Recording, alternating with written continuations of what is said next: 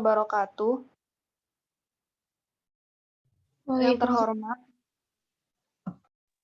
Yang terhormat Bapak Kosasih Adi Saputra, selaku dosen mata kuliah Pendidikan Kewarganegaraan, dan teman-teman sekalian yang berbahagia. Puji dan syukur kita panjatkan kehadirat Tuhan Yang Maha Kuasa, karena atas berkah darinya lah kita dapat hadir dalam perkuliahan Pendidikan Kewarganegaraan pada hari ini. Perkenalkan, saya Melia Dwi Hartini, selaku moderator dari kelompok 4. Dan saya akan memperkenalkan anggota kelompok kami yang lainnya. Ada Anissa Solihati, NPM 234030054, Atep Muhammad 234031168, Delsi Amalia Putri, NPM 234031111, dan Indah Nurjana, NPM 203403041. Baik, saya harap teman-teman sudah menyimak video yang telah kami bagikan di YouTube. Dan langsung saja kami akan bacakan pertanyaan yang pertama.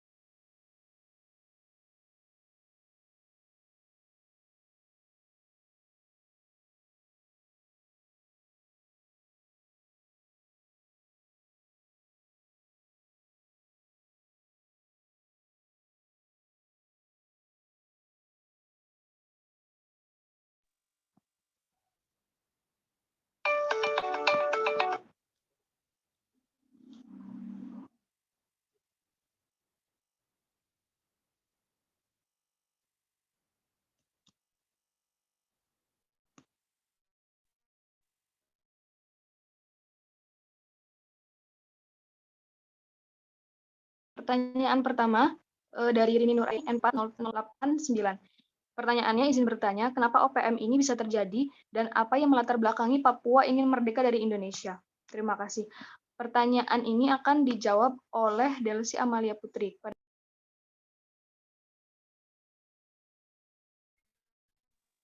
Baik, terima kasih moderator. Saya akan coba menjawab pertanyaan dari Rini. Mengapa OPM ini bisa terjadi? Menurut pengetahuan saya, OPM ini merupakan reaksi orang Papua atas sikap pemerintah Indonesia sejak 1962 mengenai PEPERA, yakni Persetujuan Politik Belanda dengan Indonesia yang melahirkan Perjanjian New York tahun 1962, di mana tidak melibatkan Papua atau wakilnya sebagai bangsa dan tanah air yang dipersengketakan. Selain itu juga karena PEPERA, Belanda tidak jadi memerdekakan Papua Barat. Lalu apa yang melatar belakangi Papua ingin merdeka dari Indonesia? Menurut pengetahuan saya, hal tersebut terjadi karena ketidakpuasan terhadap keadaan seperti merasa telah dirugikan oleh arus imigran, lalu kekecewaan, dan telah tumbuh suatu kesadaran nasionalisme Papua Barat. Orang Papua Barat di Indonesia juga merasa memiliki hubungan budaya yang lebih kuat dengan negara tetangga Papua Nugini dan negara-negara Timur Pasifik. Bagaimana dengan Rini? Apakah bisa diterima? Iya, sudah. Makasih.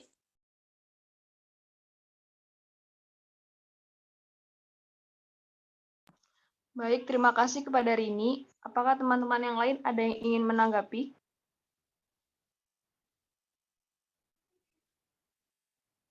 Jikalau tidak, saya akan lanjut ke pertanyaan yang kedua dari Evi Apriliani, NPM 234031107. Pertanyaannya, izin bertanya, apa yang menjadi dasar para pendahulu memilih sistem pemerintahan presidensial sebagai sistem pemerintahan Indonesia? Lalu, apa kekurangan dan kelebihan dari sistem pemerintahan presidensial di Indonesia? Jawaban dari pertanyaan ini akan disampaikan oleh Indah. Kepada Indah dipersilahkan. Baik, saya akan menjawab pertanyaan dari Evi Apriliani. Apa yang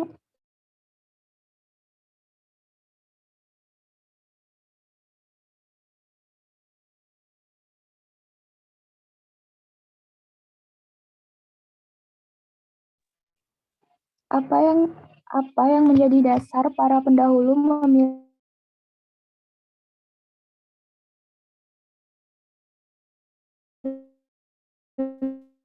sistem pemerintahan presidensial di Indonesia.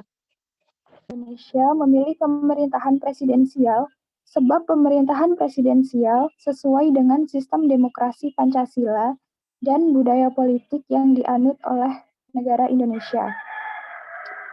Sistem presidensial atau disebut juga dengan sistem kongresional itu sendiri merupakan sistem pemerintahan negara republik di mana kekuasaan eksekutif dipilih melalui pemilu dan terpisah dengan kekuasaan legislatif.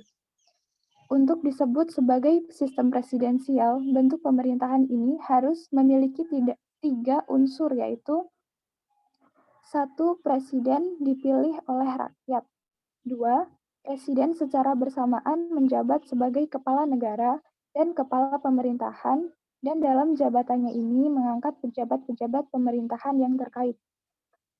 Ketiga, pemerintahan presiden harus dijamin memiliki kewenangan legislatif oleh undang-undang atau konstitusi. Dalam sistem presidensial, presiden memiliki posisi yang relatif kuat dan tidak dapat dijatuhkan karena rendah subjektif seperti rendahnya dukungan politik. Namun, masih ada mekanisme untuk mengontrol presiden.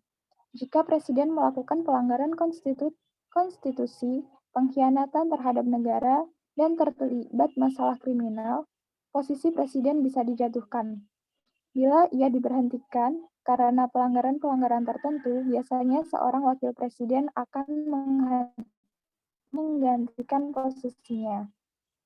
Selanjutnya, kelebihan dan kekurangan sistem presidensial. Kelebihan sistem pemerintahan presidensial, 1. Badan eksekutif lebih stabil kedudukannya karena tidak tergantung pada parlemen. 2. Masa jabatan badan eksekutif lebih jelas dengan jangka waktu tertentu, yaitu 5 tahun dalam sekali masa jabatan untuk Indonesia. 3. Masa pemilu lebih jelas dengan jangka waktu tertentu. 4. Penyusunan program kerja kabinet mudah disesuaikan dengan jangka waktu masa jabatannya. 5. Legislatif bukan tempat kaderisasi untuk jabatan-jabatan eksekutif karena dapat diisi oleh orang luar termasuk anggota parlemen sendiri. Selanjutnya yaitu kekurangan sistem presidensial. 1. Kekuasaan eksekutif di luar pengawasan langsung legislatif sehingga dapat menciptakan kekuasaan mutlak. 2. Sistem pertanggungjawaban kurang jelas. 3. Pembuatan keputusan atau kebijakan publik umumnya hasil tawar-menawar antara eksekutif dan legislatif sehingga dapat terjadi keputusan tidak tegas. Dan terakhir yang keempat yaitu pembuatan keputusan yang memakan waktu yang lama. Sekian jawaban dari saya. Apakah dapat? Iya, sudah. Terima kasih. Terima kasih kepada Evi. Apakah teman-teman yang lain ada yang ingin menanggapi?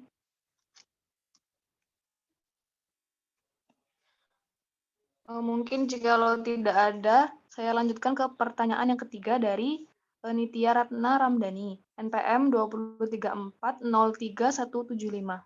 Pertanyaannya izin bertanya, Indonesia saat ini menerapkan sistem desentralisasi.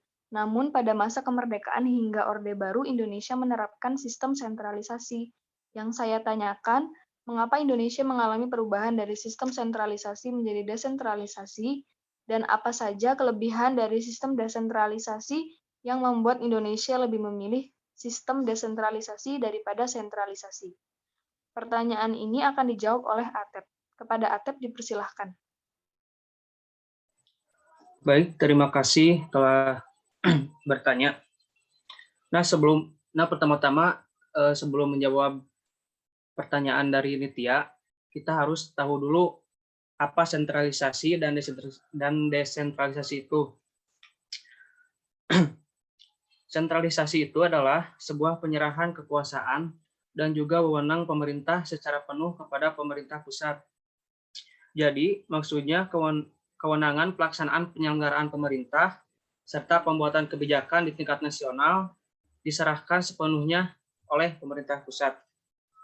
Nah, yang kedua, itu ada desentralisasi, yaitu segala sesuatu hal yang terlepas dari pusat. Jadi, pemerintah pusat menyerahkan kekuasaannya kepada daerah otonom berdasarkan asas otonomi. Nah, jadi hal tersebut dikarenakan dengan desentralisasi, maka pembangunan diharapkan akan menjadi lebih tertata dan juga memberikan sebuah kepercayaan penuh terhadap kepala daerah untuk melaksanakan pembangunan yang berada pada masing-masing daerahnya. Karena merekalah orang yang memahami terhadap berbagai macam permasalahan yang terjadi di daerahnya masing-masing. Nah, jadi itu mengapa Indonesia mengalami perubahan dari sistem sentralisasi menjadi desentralisasi. Nah, jadi itu alasannya. Terus apa saja kelebihan dari sistem desentralisasi yang membuat Indonesia lebih memilih sistem desentralisasi daripada sentralisasi? Nah, jadi kelebihannya itu adalah yang pertama, mengurangi bertumpuknya pekerjaan di pusat pemerintahan. Yang kedua, dalam menghadapi permasalahan yang mendesak, pemerintah daerah tidak perlu menunggu instruksi dari pusat. Yang ketiga, hubungan yang harmonis dapat ditingkatkan dan dapat lebih dioptimalkan gairah kerja antara pemerintah pusat dan daerah. Yang terakhir, dapat mengurangi birokrasi dalam arti buruk karena keputusan dapat segera dilaksanakan. Nah, mungkin kurang lebihnya seperti itu jawaban dari saya untuk menjawab pertanyaan dari Nitya. Apakah sudah jelas atau ada tanggapan lain? Silakan. Baik, sudah jelas. Terima kasih. Ya, sama-sama. Baik, terima kasih kepada Nitya. Selanjutnya, kami akan menjawab pertanyaan yang keempat. Pertanyaan dari Salwa Aulia, NPM 234403037.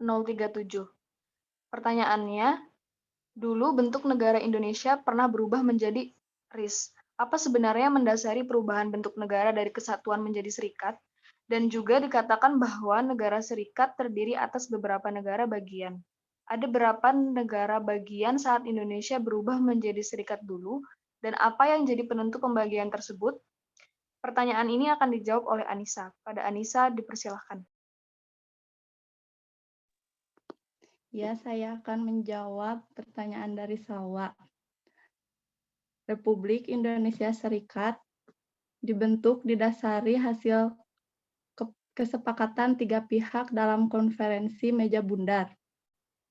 3 pihak tersebut yaitu Republik Indonesia, BFO, dan Belanda.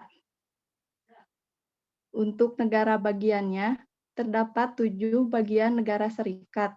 Di antaranya, yang pertama, negara Republik Indonesia. Yang kedua, negara Indonesia Timur. Yang ketiga, negara Pasundan. Yang keempat, negara Jawa Timur. Yang kelima, negara Madura. Yang keenam, negara Sumatera Timur. Dan yang ketujuh, negara Sumatera Selatan.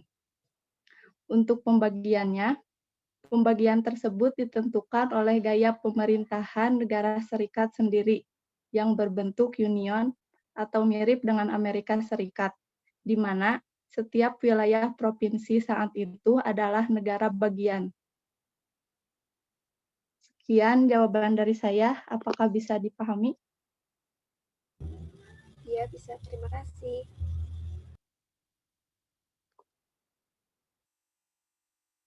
Terima kasih kepada Salwa. Mungkin dari teman-teman ada yang mempunyai tanggapan? Mungkin kalau tidak ada, saya lanjutkan ke pertanyaan yang kelima dari Siti Nur Apipah, NPM 234031111.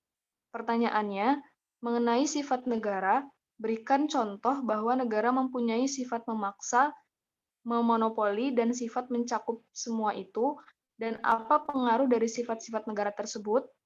Pertanyaan ini akan dijawab oleh Indah. Kepada Indah dipersilahkan.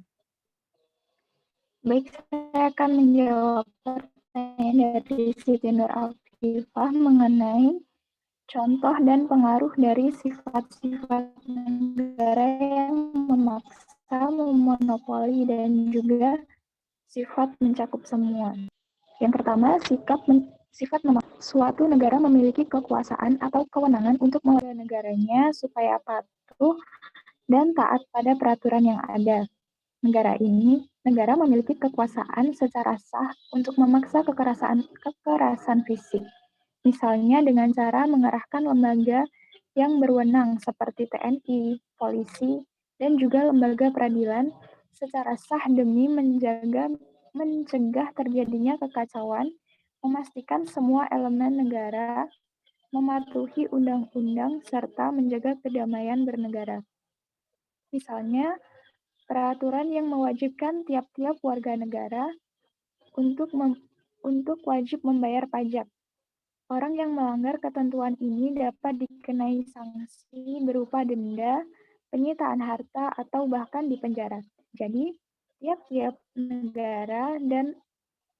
negara dapat memaksakan kehendaknya baik melalui jalur hukum maupun melalui jalur kekuasaan dengan menggunakan kekerasan fisik secara legal agar peraturan ditaati sehingga ketertiban tercipta dan anarkisme bisa diatasi. 2. Sifat monopoli. Sifat monopoli negara maksudnya secara umum adalah semua hal yang penting bagi negara dan yang menguasai hajat hidup orang banyak dikuasai dan dikendalikan oleh negara. Negara memiliki sifat monopoli dalam menetapkan tujuan bersama dari masyarakat. Semua hal yang menyangkut kehidupan orang banyak dimonopoli oleh negara tanpa adanya hak ataupun kewenangan yang sama di pihak lain. Misalnya, monopoli terhadap Pertamina, Bulog, serta PDAM. Yang ketiga yaitu sifat menyeluruh atau mencakup semua. Artinya, semua peraturan dan perundang-undangan berlaku bagi seluruh warga negara tanpa terkecuali. Tidak ada warga atau masyarakat yang dapat mengecualikan dirinya dari pengaruh kekuasaan negara. Misalnya, adalah kewajiban membayar pajak, maka semua warga negara wajib membayar pajak, baik rakyat biasa maupun pejabat tanpa ada perbedaan dan diskriminasi. Pengaruh dari sifat-sifat negara tersebut memungkinkan adanya ketidaksesuaian harapan antara yang dimau rakyat dengan pemerintah. Namun, hal tersebut dapat diatasi dengan penyampaian aspirasi rakyat kepada pemerintah. Karena negara Indonesia sendiri adalah negara demokrasi. Meskipun dalam kenyataannya belum sepenuhnya berjalan dengan baik, namun perlu diingat, semua keputusan pemerintah telah melalui berbagai pertimbangan yang bertujuan untuk mencapai suatu tujuan negara. Sekian jawaban dari saya kepada Siti. Apakah Iya, sudah. Terima kasih. sudah cukup? Ya, Indah, sudah. Baik, terima kasih kepada Siti atas pertanyaannya.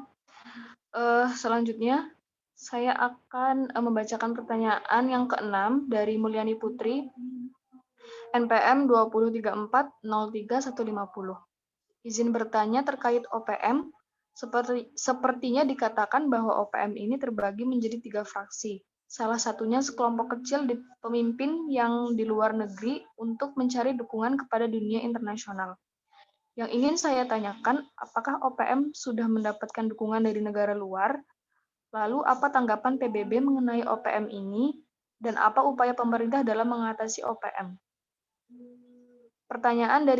Jawaban dari pertanyaan ini akan dijawab oleh Anissa. Kepada Anissa dipersilahkan. Saya akan menjawab pertanyaan dari Moyani. Ada beberapa negara yang mendukung OPM, yaitu negara Pasifik, karena secara etnis mereka memiliki kesamaan ras. Negara Pasifik yang mendukung OPM yaitu negara Kepulauan Cook, Nauru, Kepulauan Marshall, Vanuatu, Kepulauan Solomon Tonga, Palau, dan Tuvalu. Untuk dukungan dari PBB sendiri, OPM pernah mengirimkan referendum kepada PBB.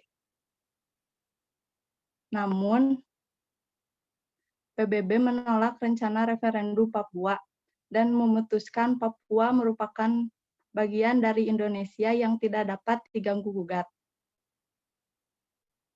Dan upaya pemerintah sendiri, pemerintah menempuh upaya persuasif untuk mengatasi kelompok bersenjata dengan dibantu aparat kepolisian dan TNI untuk mengatasinya. Sekian jawaban dari saya. Apakah dapat dipahami?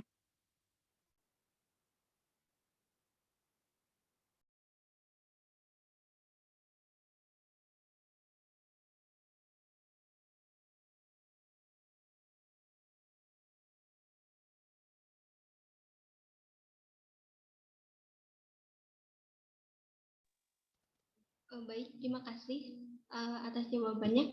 Lalu upaya dari pemerintah sendiri dari OPM ini apa ya? Terima kasih.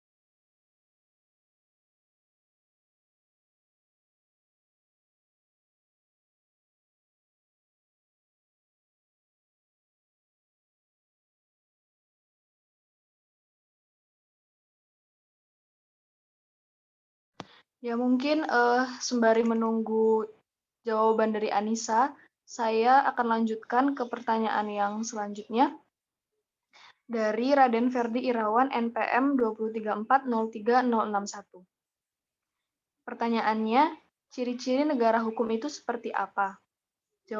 Jawaban dari pertanyaan ini akan dijawab oleh Atep. Kepada Atep dipersilahkan. Ya, baik, terima kasih. Ciri-ciri negara hukum itu seperti apa? Nah, yang pertama, adanya sistem ketatanegaraan yang sistematis.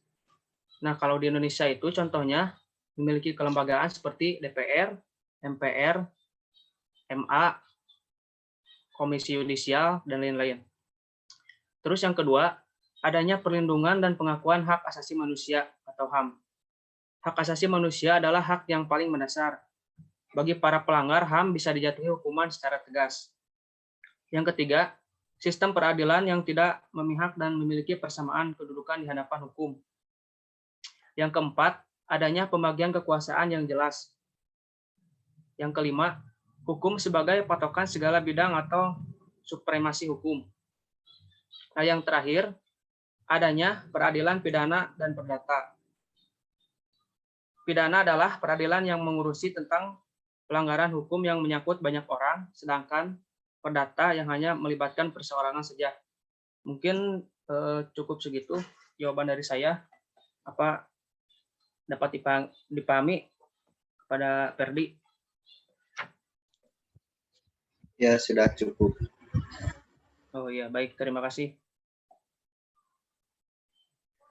Terima kasih kepada Raden Ferdi atas pertanyaannya. Selanjutnya, saya akan melanjutkan pertanyaan dari Nurul Aisyah. Nurul Aisyah Ramadanti, NPM 234030012. Pertanyaannya, disebutkan bahwa dalam teori terbentuknya sebuah negara terdapat teori kekuatan, atau kekuatanlah yang menjadi sumber terbentuknya sebuah negara. Menurut pendapat kalian, mengapa negara Amerika bisa menjadi pusat dalam segala kegiatan dunia, seperti misalnya pada sektor ekonomi di mana 40% dari transaksi global dilakukan dalam dolar. Apakah ini dikarenakan negara Amerika terbentuk dari adanya sebuah kekuatan, atau apakah karena negara Amerika merupakan sebuah negara adidaya sehingga diperbolehkan menguasai kegiatan dunia? Dan pertanyaan ini akan dijawab oleh saya sendiri. Memang benar adanya bahwa Amerika bisa menjadi pusat dalam segala kegiatan dunia itu karena ada faktor kekuatan. Faktanya, Amerika itu memiliki kekuatan ekonomi dan kekuatan militer paling kuat di dunia. Dan Amerika, salah satu faktornya juga karena negara Amerika itu sebuah negara adidaya. Tetapi konteksnya bukan diperbolehkan menguasai kegiatan dunia, tetapi memang karena kekuatan Amerika yang kuat itulah, maka negara Amerika itu bisa menguasai kegiatan dunia, bisa mempengaruhi segala kegiatan di dunia, termasuk kegiatan perekonomian. Bagaimana dengan Nurul? Apakah jawabannya sudah cukup? Atau ada tanggapan lain? Berarti kalau kan dulu kalau misal melihat ke belakang dari perang-perang dunia gitu kan, Amerika Serikat kayak banyak ngebantu negara-negara gitu yang membutuhkan, kayak ekonominya kurang atau gimana.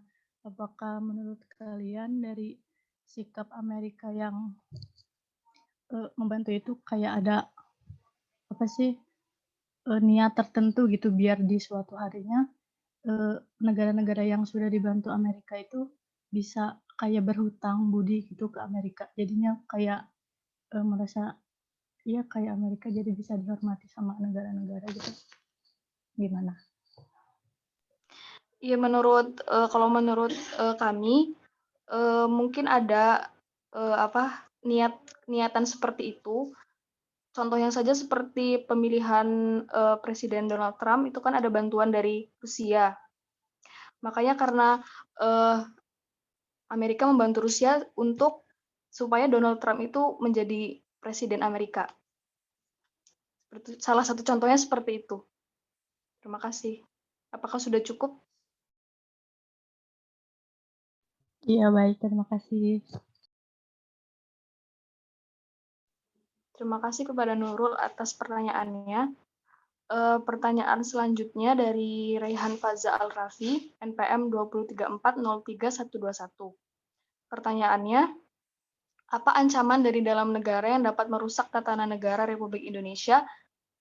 Jawaban dari pertanyaan ini akan disampaikan oleh saya sendiri.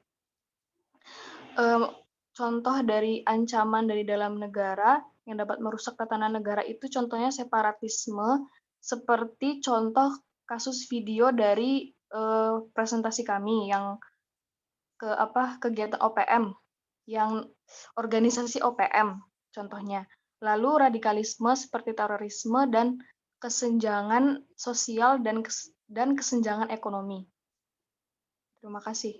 Apakah sudah cukup jawabannya? Ya, terima kasih. Baik, terima kasih kepada Rehan atas pertanyaannya. Selanjutnya saya serahkan kepada Anissa atas pertanyaan dari Mulyani Putri. Dipersilahkan.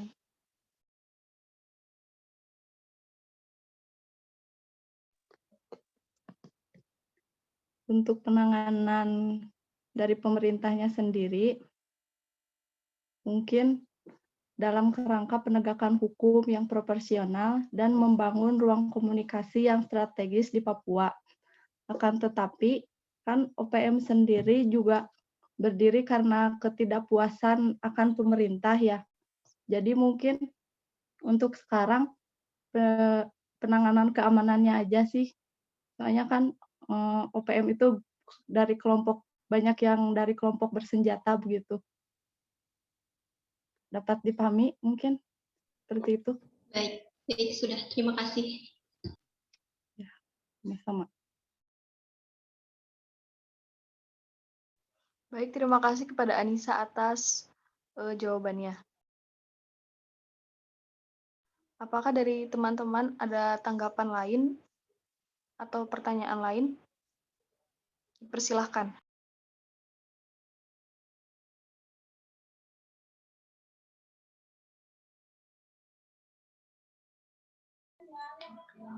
Saya izin bertanya ya, boleh nggak? Iya, silahkan.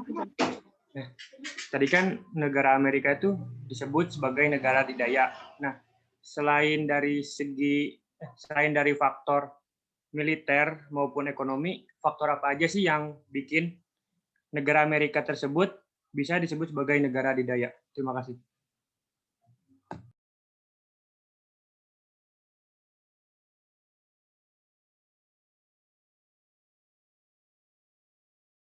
Terima kasih kepada Fajar. Mungkin kami butuh waktu sebentar untuk menjawab pertanyaannya.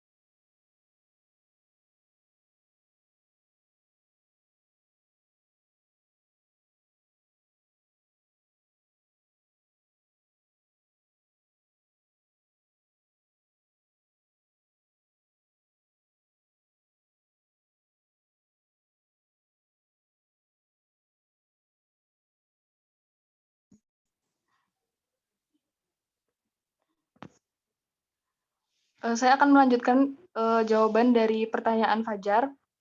Selain bidang ekonomi dan militer, Amerika juga memiliki kekuatan di bidang politik dan juga di bidang pendidikan. Terima kasih. Apakah jawabannya sudah cukup? Baik, terima kasih.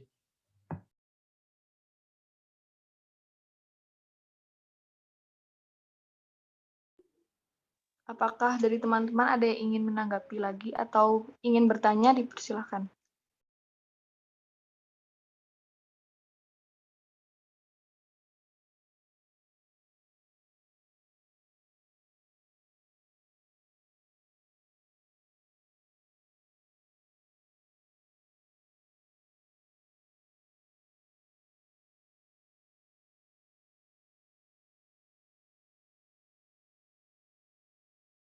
Kalau pertanyaan yang ini udah dijawab semua belum? Pertanyaan Sudah, Pak. Yang untuk kalian, yang 8 pertanyaan yang di YouTube sudah semua? Sudah semua, Pak. Ya oke, kalau gitu saya masuk dulu aja ya. Baik, Pak. Barangkali ada pertanyaan yang masuk ke saya kelas C, tapi yang berkaitan dengan negara ada siapa? Ada nggak? Kelas C akuntansi. Saya belum lihat semua nih soalnya. Tapi di sini ada dari, kan kalau warga negara kita pending dulu nanti setelah UTS ya untuk materi warga negara. Kita UTS sampai negara dulu. Apa yang terjadi jika pilih ini dari Nur Muhammad Irfani kelas ini benar? Apa yang terjadi jika pilihan versi pemerintah tidak dapat diimplementasikan di Indonesia? Oke, ini lebih kepada sistem pemerintahan. Oke, dari beberapa pertanyaan yang sudah diajukan ya oleh teman-teman ini di kelompok 4 tentang OPM, tentang bentuk-bentuk negara, tentang sistem pemerintahan ya. OPM mungkin akan saya kesampingkan dulu ya, karena OPM itu berkaitan dengan pengelolaan negara dan itu bisa dibahas lagi di bab ketahanan nasional ya sebenarnya. Nah, pertama di sini tentang konsep sentralisasi dan desentralisasi. Terus kemudian juga tentang sistem presidensial ya. Jadi kalau dari sisi bentuk negara, ya negara kita itu kan negara kesatuan. Walaupun dalam sejarah kita pernah mengalami bentuk negara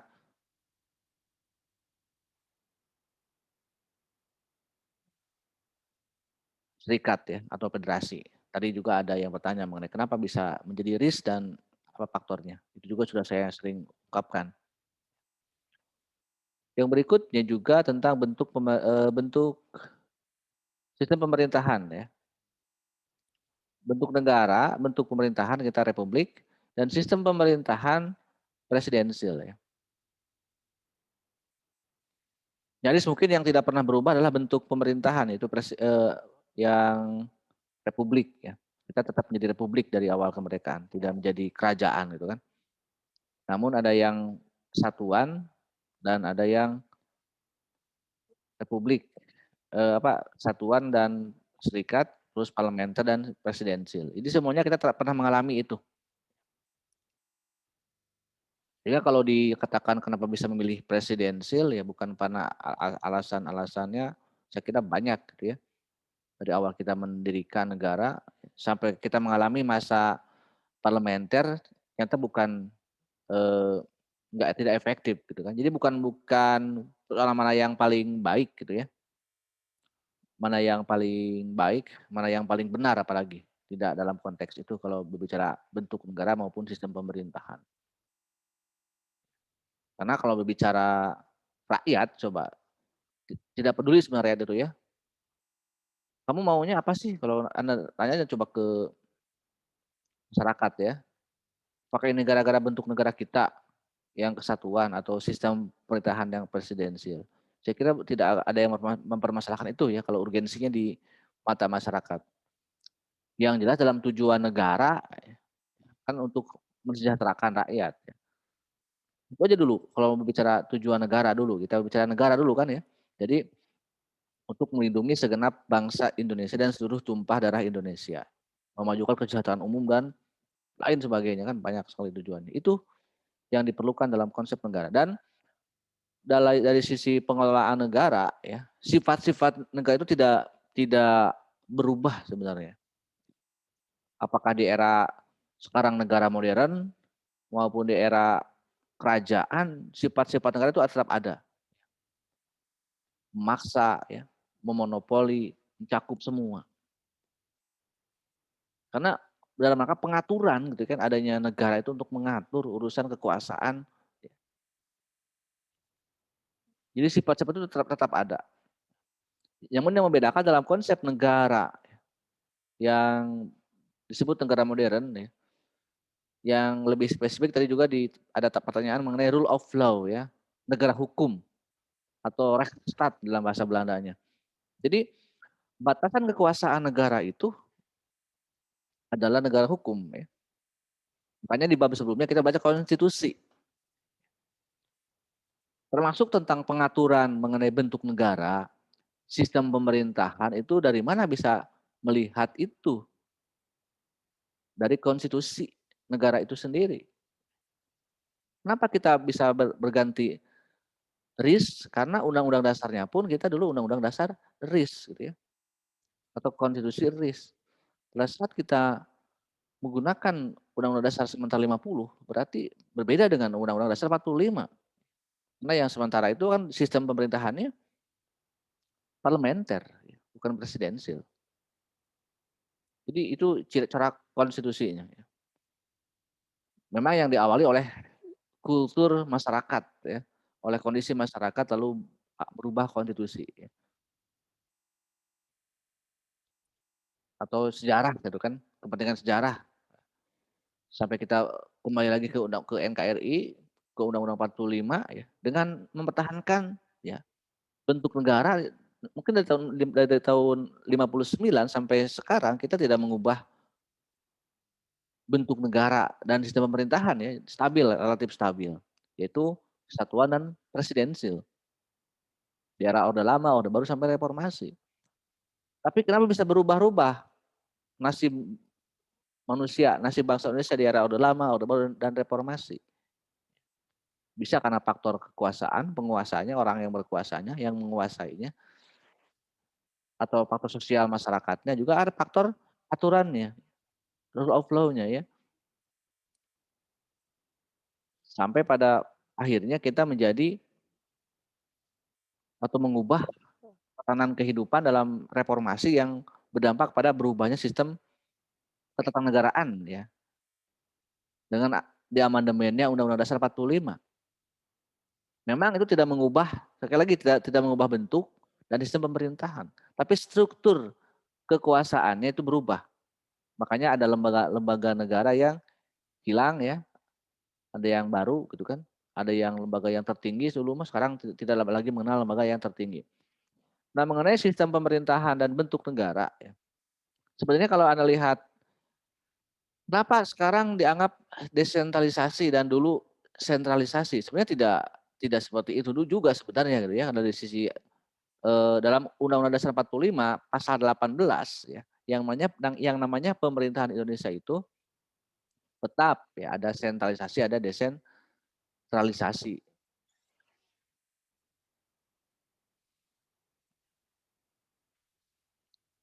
Namun ya di era Orde Lama, Orde Baru sangat sentralistik kekuasaannya itu. Tidak merata pembangunan ekonomi maupun pembangunan politik. Ya. Sehingga merasa banyak ketidakadilan yang dirasakan oleh daerah. Itu pun yang mungkin memicu konflik ya seperti OPM ya, GAM, maupun dari zaman Orde Lama pernah ada PRRI, Permesta, itu juga persoalannya bukan persoalan ada kehidupan kepentingan ideologi, tapi juga memang itu adalah adanya sentralisasi kekuasaan ya. Dari sisi ekonomi mungkin karena pembangunan ekonomi terpusat di Jawa dan di Jakarta. Sementara daerah-daerah lain tidak diberikan hak-hak yang selayaknya. Sudah ada sebenarnya ya, karena pemerintahan Indonesia itu terdiri dari pemerintahan pusat dan pemerintahan daerah. Ada otonomi daerah. Namun memang karena kita ini dianggap negara kesatuan, mungkin dari bentuk negaranya ya sehingga lebih tersentral gitu ya kekuasaannya. Baik itu kekuasaan politik maupun ekonomi.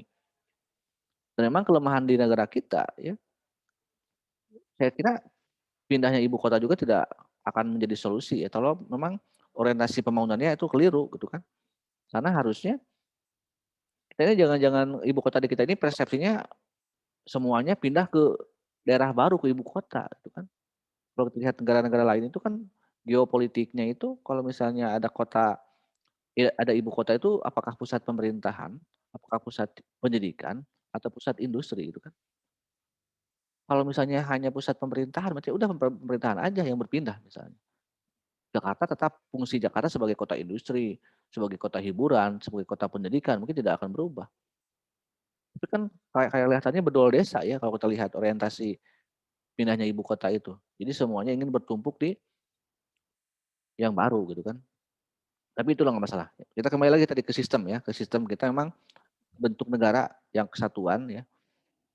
Itulah yang kemudian pada akhirnya ya di amandemen Undang-Undang 45 hasilnya itu lebih desentralisasi ya. Mungkin masih ingat bahwa tuntutan reformasi kita adalah otonomi yang seluas-luasnya, OTDA yang seluas-luasnya. Yang diawali juga sebenarnya dari adanya keinginan untuk mengubah bentuk negara ya. Karena dulu trauma Orde Baru yang terlalu sentralistik gitu. Udahlah kita ini cocoknya kata tokoh-tokoh seperti Amin Rais dan kawan-kawan ya yang melakukan reformasi dan sebelum amandemen Undang-Undang 45 kita kembali ke negara mencoba untuk menjadi bentuk negara dirubah lagi lah, mencoba ke serikat. Tapi dengan murni Indonesia gitu kan. Bukan seperti dulu RIS kan itu keinginan Belanda, bukan keinginan Indonesia. Tapi itu tidak dilaksanakan ya, karena bahkan dalam kausal Undang-Undang Dasar 45 tuh yang haram dirubah adalah tentang bentuk negara. Oke, itu tidak mengubah bentuk negara, tetapi praktiknya ya dalam otonomi daerah yang seluas-luasnya itu muncul juga undang-undang tentang sistem pemerintahan daerah ya. Itu kewenangan daerah sudah sekarang ya tadi yang Anda sebutkan desentralisasi. Bahkan beberapa daerah ya itu memiliki hak-hak khusus, otonomi khusus, daerah istimewa Yogyakarta ya, otonomi khusus Papua, Aceh, daerah khusus ibu kota. Yang dalam sisi sifat-sifat negara, dari sisi konsep-konsep bernegara yang namanya sifat memaksa misalnya, mencakup semua. Artinya semua aturan itu berlaku di setiap wilayah, di setiap daerah. Dari undang-undang dasar sampai undang-undang setiap peraturan pemerintah kan pusat itu ya. Itu kan harusnya berlaku di semua wilayah daerah. Tetapi tidak di Indonesia ya. Misalnya undang-undang otonomi daerah tadi ya, makanya ini perdebatannya, negara kita ini satu, merasa apa? Negara kesatuan tapi rasa serikat, rasa federasi. Karena banyak daerah yang tidak terkena undang-undang gitu kan, yang punya hak khusus. Jadi kalau bicara undang-undang OTDA saja kan, pemilihan umum kepala daerah kan isinya ada pemilu kepala daerah, ada pilkada ya, pemilu kada. Itu kan tidak semua daerah sama mekanisme pemilihannya. Di Jogja tidak ada pemilihan gubernur. Karena Raja Jogja itu otomatis menjadi gubernur Yogyakarta DIY kan. Sri Sultan dan Paku Alam sebagai wakil gubernurnya. Di Jakarta hanya ada pemilihan gubernur, tidak ada pemilihan bupati wali kota. Di DIY kan tidak ada gubernur tapi ada pemilihan bupati dan wali kota. Di Aceh kalau gubernur itu dan bupati harus beragama Islam dan harus bisa ada tes baca tulis Al-Qur'an gitu. Syarat karena dia berlaku hukum syariah, hukum Islam. Coba, ya semacam ini kan udah aja seperti negara dalam negara, seperti negara bagian, seperti negara yang ada di negara-negara federasi, serikat seperti di Malaysia, di Amerika Serikat, itu kan mereka negara bagian khusus gitu, seperti itu.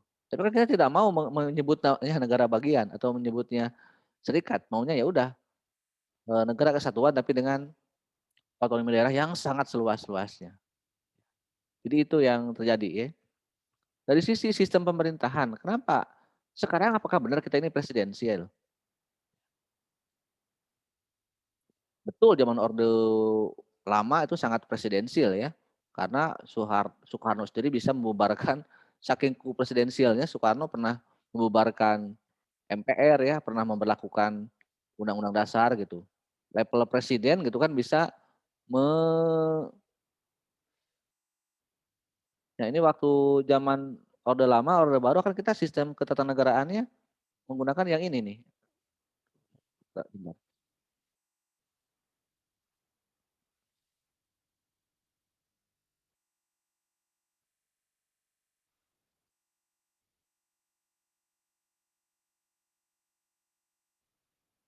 Nah yang ini kan, ini selama Orde Lama, Orde Baru kan ini belum diamandemen Undang-Undang 45 ya, masih yang menggunakan yang ini, presidensial ya. Ini dipilih oleh MPR ya. Kalau Soekarno kan jelas bisa menguasai MPR dan memang melanggar. Kalau Soeharto memang diktator tapi yang konstitusional ya. Kalau Soekarno kan inkonstitusional. Nah setelah berubah di era reformasi, ternyata apakah benar presidensial kita? Ya. Berbicara tentang multi partai ya. Katakanlah kita sekarang punya presiden Bapak Jokowi ya, dari partai PDIP. Dan pemenangnya juga adalah DPR, PDIP dan teman-teman koalisinya gitu kan. Apakah sekarang presiden memiliki kewenangan yang luas dalam pengambilan kebijakan? Kan hampir semua kewenangan negara sekarang itu rata-rata ya inisiasi DPR dan presiden. Makanya kalau tidak kuat DPR-nya, tidak kuat parlemennya, maka sulit untuk mengambil kebijakan. Nah ini ya. Iya masih mending kalau itu untuk kepentingan bersama gitu kan. Kan ada kontrol kekuasaan ya DPR itu. Ini legislatif, ini eksekutif. Harusnya ini dua lembaga yang berbeda walaupun sama-sama misalnya sekarang koalisi Pak Jokowi, PDIP ya dan kawan-kawannya, harusnya mereka kalau sudah masuk ke ranah lembaga kenegaraan, mereka sudah beda kamar. Yang PDIP fraksi adalah eksekutif ya, legislatif, kalau ini eksekutif. Kalau ada yang salah misalnya, ya kalau memang keliru presiden ya DPR walaupun DPR-nya dari PDIP harusnya ingatkan ya, lu salah nih, keliru membuat sebuah aturan. Walaupun sama-sama PDIP, itu yang presidensial harusnya seperti itu. Tapi kan tidak, kita ya kayak parlementer, kok jadi kong kali kong akhirnya gitu kan. Ketika Omnibus Law, ketika revisi Undang-Undang KPK, ya nyaris ya DPR dan Presiden itu sudah memiliki kesepakatan ya untuk menggolkan satu persoalan, satu keputusan negara atau undang-undang. Ya. Itu yang terjadi. Ya, jadi yang akhirnya ya kita ini bingung gitu. Sistem presidensial tapi DPR memiliki kewenangan yang cukup luas. Sehingga banyak para ahli yang membedakan apa sih bedanya antara Orde Baru dan reformasi. Kalau Orde Baru itu happy berarti yang berkuasa ya. Heavy eksekutif ya. Karena presiden saking banyak sekali kewenangan-kewenangan presiden. Itu wajar, saya kira karena itu presidensil gitu kan. Sebagaimana dalam Undang-Undang Dasar 45-nya. Kalau sekarang happy eksekutif, heavy legislatif. DPR sekarang lebih berkuasa sebenarnya dari sisi aturan ya.